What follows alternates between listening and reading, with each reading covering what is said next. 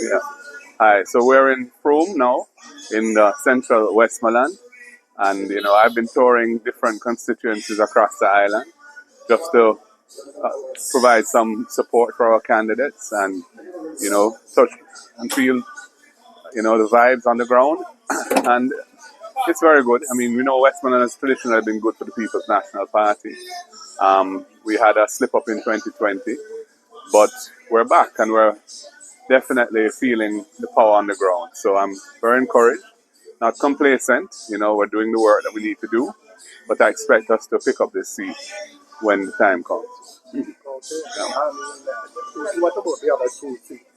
Yeah, well, I haven't visited the other two seats today, but based on what I'm hearing and the analysis we've done, we're expected to win both of the other two as well. So we're anticipating we're going to win a clean sweep in Westmoreland. That's our plan, and we're working towards that. Okay. I don't know if it's something that you can touch on as to what was the cause for the party losing on three seats.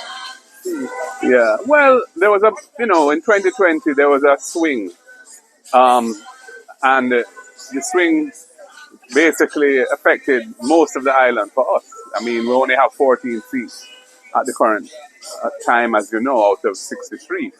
So Westmoreland was affected by that. And incumbency, meaning when you've been in office for a long time, sometimes complacency can set in. Sometimes people just want to know what it'd be like to have a change, that kind of thing.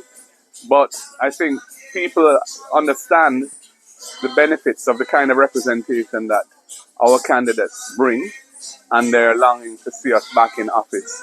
And our supporters, many of whom, for example, during the COVID election may not have voted, are energized, and we expect to do well.